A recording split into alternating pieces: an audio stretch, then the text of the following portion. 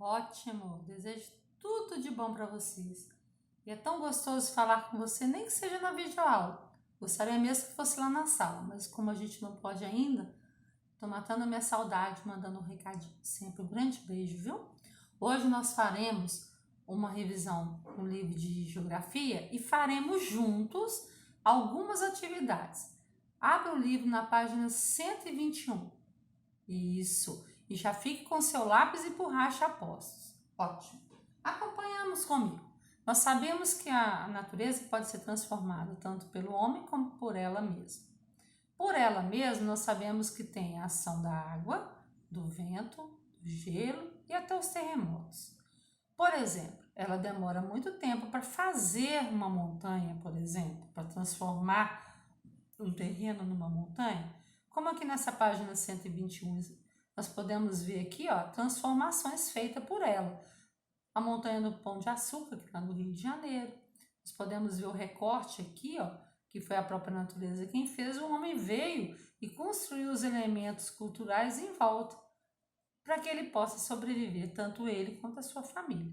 Então acompanhe com a sua professora e nós vamos completar onde precisa juntos, tá bom? Então vamos acompanhar a leitura. A professora vai ler e você vai acompanhar. Ótimo. Por que as pessoas transformam a paisagem? Vamos saber por que elas fazem isso. Primeiro parágrafo. Como você já estudou, a natureza transforma constantemente as paisagens por meio da ação do vento, da água e de outros agentes naturais, como gelo, terremoto, vendavais, não é mesmo? Neste capítulo você vai estudar a ação do ser humano na transformação das paisagens. Nós já falamos muito sobre isso lá na sala. Você já pensou sobre por que as pessoas modificam o lugar onde elas vivem? Né? A gente já discutiu esse assunto lá. Então vamos ver, o ser humano transforma os elementos naturais, como a vegetação, os rios, as formas de relevo, para suprir suas necessidades, ou para promover seu conforto ou da sua família.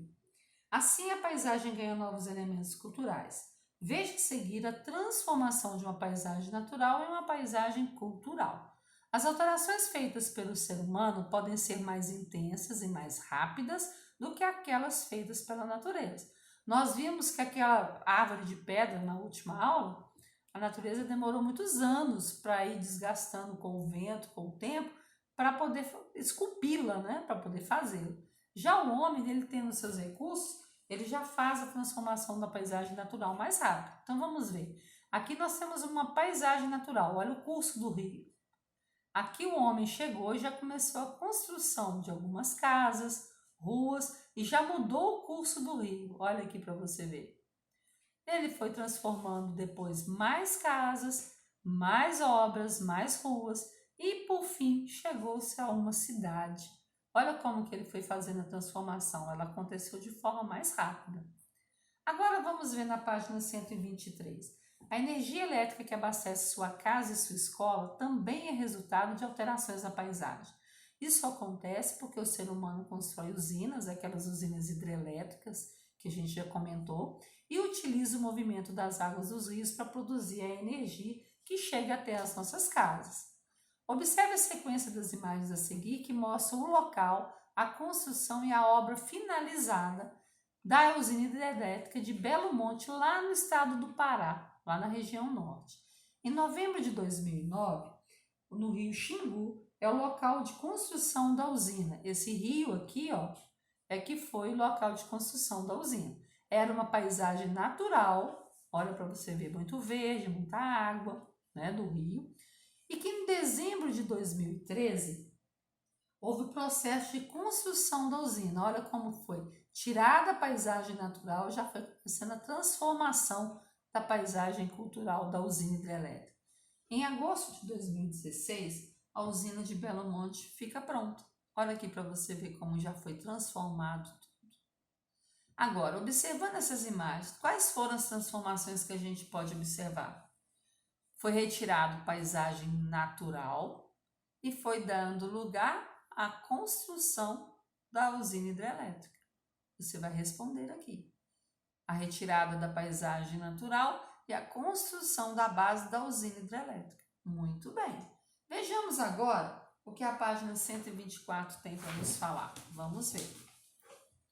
Por onde andam os rios? As paisagens passam por grandes transformações com o crescimento das cidades.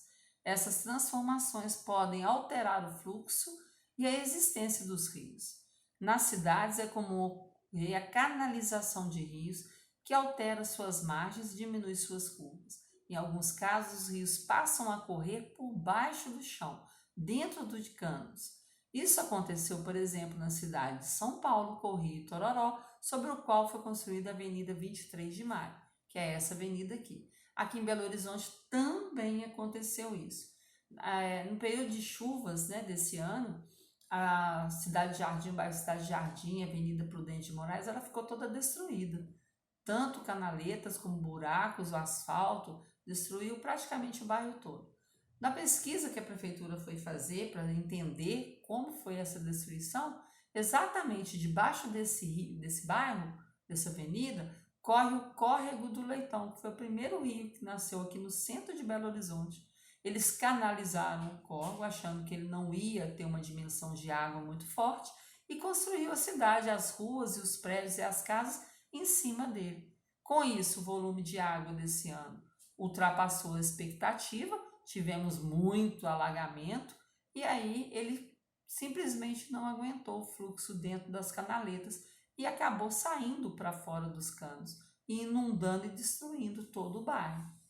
Com a canalização dos rios, é possível construir casas, pontes, ruas e avenidas. Observe as paisagens do rio Tietê na cidade de São Paulo. Aqui era antes o rio Tietê, ele tinha muita paisagem natural, e hoje, atualmente, canalizaram parte do rio para construir a cidade em volta, muitos elementos culturais. Você notou a diferença entre as duas paisagens? Acabamos de falar.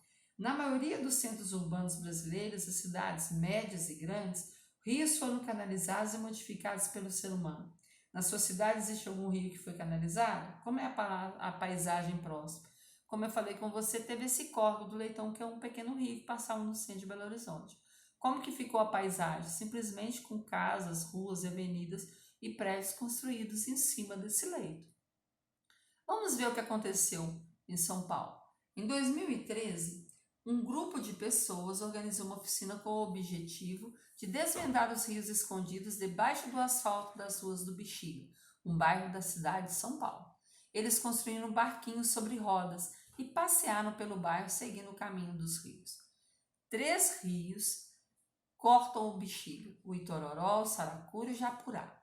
Crianças e adultos participaram desse projeto e, com muita música e diversão, eles traçaram uma linha azul no asfalto para contar as histórias dos rios que passavam por ali. O barquinho está aqui, olha que legal. E essa é a linha azul. Eles foram fazendo o trajeto da pesquisa que eles fizeram dos rios e foram ligando, né, desenhando no chão uma linha azul, mostrando que ali passava um rio.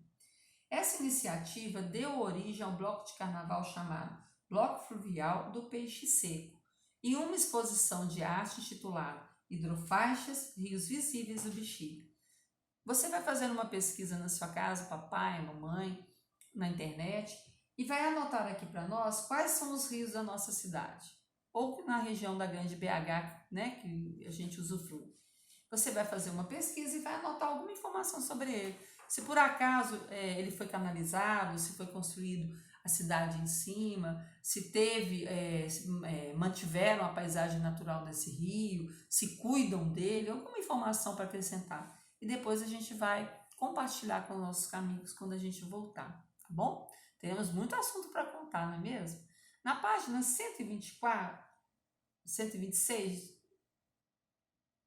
vamos acompanhar 126. Nós estamos falando da transformação da água, do vento, do gelo, terremoto, e agora nós vamos falar sobre a transformação do relevo. Vamos ver como o homem transformou. Assim como os rios, as montanhas são elementos naturais que podem ser transformados pela ação das pessoas. Só que tem um lado bom e um lado ruim. O homem pode transformar destruindo a natureza e pode transformar deixando, cultivando, né, a própria paisagem natural. Então vamos ver. Para muitas pessoas, né, se locomoverem mais facilmente de um lugar para o outro, são construídos túneis e pontes. Olha um exemplo aqui. por alguns terrenos que são muito acidentados. A gente já sabe disso, né? Com morros e inclinações. Então, as pessoas modificam a paisagem natural para encurtar, né? Encurtar a distância, gastando menos combustível e menos tempo nas viagens. Observe a paisagem da rodovia dos imigrantes, uma importante via do estado de São Paulo. Olha aqui para vocês verem. Essa rodovia ela possui 11 túneis. Lembra que eu comentei que eu vi aqui em Minas Gerais, construção de túneis dentro das montanhas? É parecido com esse aqui, ó. Só que o nosso ainda não está em funcionamento, não. Só tem o túnel lá ainda. Então, em São Paulo já tem 11 túneis dessa forma. Olha que bacana. Não destruiu a área verde totalmente em volta e o homem fez a transformação para a sua sobrevivência da mesma forma. Aqui do outro lado, são os túneis possuem iluminação, câmeras de monitoramento e radares. Radares para controlar, né, a velocidade que as pessoas andam nesse túnel para evitar acidente. Aqui, olha que legal. Ao total, são 7 pontes pelas quais trafegam carros particulares e caminhões de carro e outros veículos. Olha as pontes. Você vê a área verde em volta, ela não foi destruída. Então, construiu a ponte?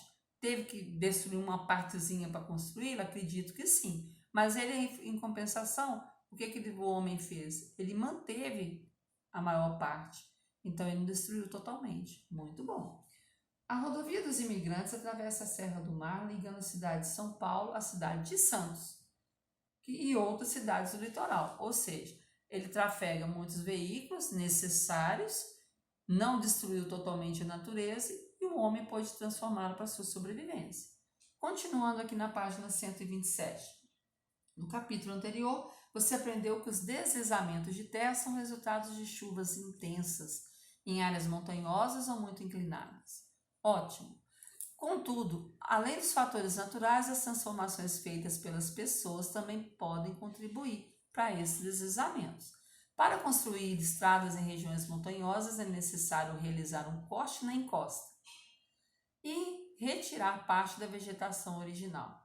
Em alguns lugares, essas mudanças deixam as encostas desprotegidas, aumentando o risco de deslizamento, ou seja, faz o recorte na encosta, retira a vegetação que está segurando essa terra.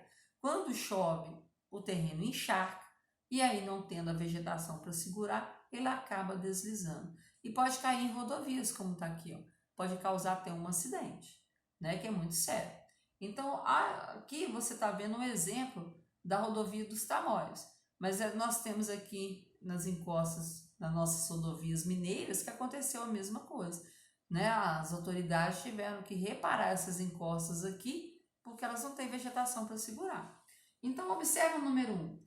Observe novamente a rodovia dos imigrantes, que é essa aqui, na página anterior. Marque X nas transformações que foram feitas pelas pessoas para a construção dessa rodovia. Retirada de vegetação? Sim, retirou uma parte da vegetação para construir a rodovia. Construção de viaduto ou estrada? Construção de viaduto e de estrada. Também vai marcar. Alteração do trajeto de um rio? Não, você não está vendo rio nenhum aqui. Não houve construção, então não vai marcar a alteração do rio. Abertura de túneis? Sim, são 11 túneis que se tem. Então, você vai marcar retirada de vegetação, construção de viaduto ou estrada e abertura de túnel. Circule no número 2 as transformações feitas pelo ser humano que podem contribuir para o deslizamento de terra. Retirada da vegetação? Sim. Terreno montanhoso? Não. Chuva intensa? Nem tanto. Corte do morro? Correto, igual cortou aqui, ó. Então, a retirada da vegetação e o corte de morro são os principais fatores que levam ao deslizamento de terra. As transformações que você não circulou, que é chuva intensa e terreno montanhoso, podem contribuir para o deslizamento de terra? Pode. Pode sim. Como? Como é que a gente pode contribuir dessa forma? O que quer dizer isso? Eles podem estar associados à ação da natureza. Por exemplo, nós tivemos uma chuva forte, um volume muito grande em janeiro desse ano, coisa que não ocorria nos outros anos. Teve deslizamento por causa da chuva intensa? Teve, mas não é sempre que chove que ocorre. E o terreno montanhoso, se não tiver vegetação, vai ocorrer o deslizamento. Mas se tiver vegetação no terreno montanhoso e vier a chuva, ele não vai ocorrer o deslizamento de terra. Então, esses dois fatores, nem sempre eles podem contribuir. Eles podem ajudar quando tem ação da natureza. Mas se a natureza estiver tranquila, nem sempre. Complete direitinho e faça um bom trabalho. Até a próxima.